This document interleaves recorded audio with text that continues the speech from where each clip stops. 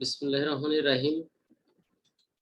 আমি মোহাম্মদ ফারুক হুসাইন, সহকারী অধ্যাপক, ব্যবস্থাপনা বিভাগ, সরকারি ব্রজলাল কলেজ, খুলনা। আজ আমি বিবিএ প্রথম বর্ষের ব্যষ্টিক অর্থনীতি বিষয়ের প্রথম অধ্যায়ের অর্থনীতির সংজ্ঞা এ বিষয়টি নিয়ে আলোচনা করতে এসেছি। আমরা আজকে প্রথমে অর্থনীতির যে সংজ্ঞাটি নিয়ে আলোচনা করব সেটি হলো অ্যাডাম স্মিথের সংজ্ঞা। তোমরা অনেকে অ্যাডাম স্মিথের নাম জেনে এসেছো। তাকে বলা হয় অর্থনীতির জনক। দেখা যাক তিনি অর্থনীতির কি সংজ্ঞাটি দিয়েছেন। তিনি বলেছেন, অর্থনীতি হলো এমন একটি বিজ্ঞান যা জাতিসমূহের সম্পদের প্রকৃতি ও কারণ সম্পর্কে অনুসন্ধান করে। অর্থাৎ তিনি অর্থনীতিকে একটি বিজ্ঞান হিসেবে অভিহিত করেছেন এবং তিনি জাতিসমূহের সম্পদের ব্যাপারে কথা বলেছেন। এজন্য বিভিন্ন সমালোচক ওনার সংজ্ঞাকে সম্পদের বিজ্ঞান হিসেবে অভিহিত করেছেন। এরপরে আমরা দেখি অর্থনীতির আরেকজন কিংবদন্তি অধ্যাপক মার্শাল। তিনি বলেছেন, অর্থনীতি মানুষের দৈনন্দিন জীবনের সাধারণ কার্যাবলী আলোচনা করে। অর্থাৎ economics is the study of mankind in the ordinary business of life. তিনি অর্থনীতিকে কল্যাণের বিজ্ঞান হিসেবে অভিহিত করেছেন। এরপরে আমরা দেখব আরেকজন কিংবদন্তি অধ্যাপক এল রবিন্স। উনি কি বলেছেন? উনি বলেছেন, অর্থনীতি এমন একটি বিজ্ঞান যা মানুষের অভাব এবং বিকল্প ব্যবহারযোগ্য সীমিত সম্পদের মধ্যে সম্পর্ক বিষয়ক মানব আচরণ সম্বন্ধে আলোচনা করে। অর্থাৎ economics is a science which studies human behavior as a relationship between ends and scarce means which have alternative uses. তিনি অর্থনীতিকে অপ্রাচুর্যের বিজ্ঞান হিসেবে অভিহিত করেছেন। এখন আমরা দেখি উপরিউক্ত তিনজন কিংবদন্তির সংজ্ঞাগুলোর বৈশিষ্ট্য এবং তাদের যদি কোনো ত্রুটি, তাদের সংজ্ঞার মধ্যে যদি কোনো ত্রুটি থেকে থাকে সেগুলো আমরা দেখব। অ্যাডাম স্মিথ প্রদত্ত সংজ্ঞার বৈশিষ্ট্য হলো, তিনি অর্থনীতিকে সর্বপ্রথম পৃথক শাস্ত্র হিসেবে প্রতিষ্ঠিত করেন, যেটি তার একটা অনন্য অবদান। তিনি অর্থনীতিকে সম্পদের বিজ্ঞান হিসেবে অভিহিত করেছেন। তার মধ্যে সম্পদ আহরণ অর্থনীতির অত্যন্ত গুরুত্বপূর্ণ ব্যাপার এবং আহরিত সম্পদ ভোগ করা অর্থনীতির আরেকটি গুরুত্বপূর্ণ কার্য।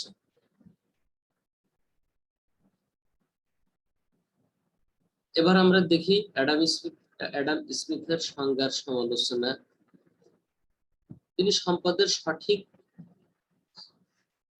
তার সংজ্ঞার মধ্যে সম্পদের সঠিক ব্যাখ্যার অভাব পরিলক্ষিত হয়। আবার অপরপক্ষে সম্পদের উপরে তিনি মাত্রাতিরিক্ত গুরুত্ব প্রদান করেছেন।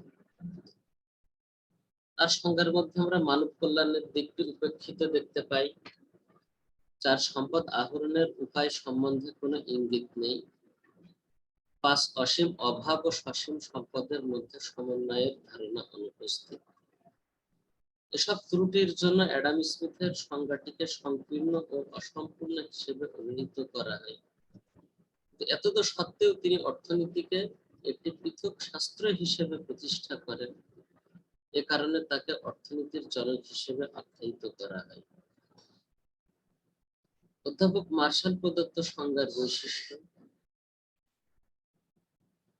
আমরা অধ্যাপক মার্শালের সংজ্ঞার মধ্যে পাই মানুষের দৈনন্দিন কার্যাবলীর আলোচনা। তিনি অর্থনীতিকে একটি সামাজিক বিজ্ঞান হিসেবে প্রতিষ্ঠিত করার প্রয়াস পেয়েছেন। তিনি সম্পদ আহরণ ও ব্যবহারের দিকে গুরুত্ব আরোপ করেছেন এবং তিনি সম্পদকে অর্থের মাধ্যমে পরিমাপযোগ্য হিসেবে উপস্থাপন করেছেন। সব থেকে ইউনিক যে বিষয়টা সংজ্ঞার মধ্যে আমরা পেয়েছি সেটি হলো মানব কল্যাণের উপর গুরুত্ব আরোপ। তাই আমরা বলতে পারি অধ্যাপক মার্শাল তার সংজ্ঞায় মানব কল্যাণের উপর গুরুত্ব আরোপ করে অর্থনীতিকে একটি মানবধর্মী ও কল্যাণমুখী শাস্ত্রে পরিণত করেছেন।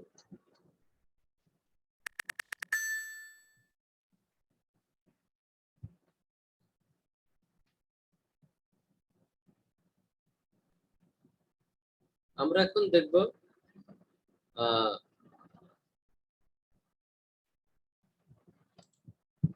অধ্যাপক মার্শালের সংজ্ঞার যদি কোনো সমালোচনা আমরা পেয়ে থাকি, হ্যাঁ, ওনার সংজ্ঞার মধ্যে আমরা কিছু ত্রুটি পেয়েছি, যেমন তিনি কল্যাণের উপর অত্যাধিক গুরুত্ব আরোপ করেছেন। তিনি অবস্তুগত দ্রব্যের গুরুত্ব উপেক্ষা করেছেন। তিনি মানব জীবনের মৌলিক সমস্যা উপেক্ষা করেছেন। অর্থনীতিকে তিনি অনেকটা নীতিশাস্ত্রে পরিণত করেছেন। অর্থনীতিকে তিনি অনেকটা নীতিশাস্ত্রে পরিণত করেছেন। অর্থের দ্বারা কল্যাণ পরিমাপ করা যায় না। অর্থনীতি শুধু সমাজবদ্ধ মানুষেরই শাস্ত্র নয়। অধ্যাপক মার্শাল কিন্তু এতগুলো সমালোচনার পরে আমরা পরিশেষে বলতে পারি অধ্যাপক মার্শাল অর্থনীতিকে সর্বপ্রথম একটি মানবধর্মী ও কল্যাণমুখী শাস্ত্রে পরিণত করেছেন। তিনি শাস্ত্রকে যক্ষের শাস্ত্র অপবাদ থেকে মুক্ত করেন এবং একে একটি কল্যাণ শাস্ত্র হিসেবে প্রতিষ্ঠিত করেন। এবার আমরা দেখবো আরেকজন কিংবদন্তি অধ্যাপক এল রবিনসের সংজ্ঞার বৈশিষ্ট্য সমূহ। তিনি তার সংজ্ঞার মধ্যে অসীম অভাবের ধারণাটি দিয়েছেন। সেখানে সীমাবদ্ধ সম্পদের কথা বলেছেন, সম্পদের বিকল্প ব্যবহারের কথা বলেছেন। মার্শালের মতো তিনিও অর্থনীতিকে নিরপেক্ষ বিজ্ঞান হিসেবে অভিহিত করেছেন। তিনি অর্থনীতির বিজ্ঞানসম্মত ব্যাখ্যা দিয়েছেন। সর্বোপরি তিনি অর্থনীতির একটি পূর্ণাঙ্গ চিত্র উপস্থাপন করেছেন। এভাবে তিনি অর্থনীতিকে একটি সর্বজনীন বিশুদ্ধ ও নিরপেক্ষ বিজ্ঞানে পরিণত করেছেন। এখন আমরা দেখি অধ্যাপক এল রবিনসের সংজ্ঞার সমালোচনা। অধ্যাপক এল রবিনসের সংজ্ঞায় আমরা মানব কল্যাণের প্রসঙ্গটি অনুপস্থিত পেয়েছি। অর্থনীতির সামাজিক দিক অনুপস্থিত। সংজ্ঞার ব্যাপকতা অত্যন্ত বেশি। এই সংজ্ঞাটি অনেকটা মূল্য নিরূপণ তত্ত্বে পরিণত হয়েছে। তার সংজ্ঞার মধ্যে বিনিময়ের ধারণা অনুপস্থিত। সংজ্ঞাটি একদিকে সংকীর্ণ কিন্তু অন্যদিকে অত্যন্ত ব্যাপক। আমরা সামগ্রিক বিশ্লেষণে তার সংজ্ঞাটিকে যুক্তিসঙ্গত, বিজ্ঞানসম্মত ও বিশ্লেষণাত্মক বলে প্রশংসিত করতে পারি। এভাবে আমরা পরিশেষে বলতে পারি অ্যাডাম স্মিথ, অধ্যাপক মার্শাল এবং অধ্যাপক এল রবিনস প্রত্যেকেই নিজ নিজ দৃষ্টিকোণ থেকে অর্থনীতিকে সংজ্ঞায়িত করেছেন এবং অর্থনীতিকে শাস্ত্রীয়, কল্যাণকামী ও বাস্তবতা সমৃদ্ধ সামাজিক বিজ্ঞান হিসেবে প্রতিষ্ঠিত করেছেন। ধন্যবাদ সবাইকে। আগামী ক্লাসে উপস্থিত থাকার উদাত্ত আহ্বান জানিয়ে আমার এই ক্লাস আমি আজকে এখানে শেষ করছি। আবার সুস্বাস্থ্য দীর্ঘায়ু কামনা করি। আল্লাহ হাফেজ।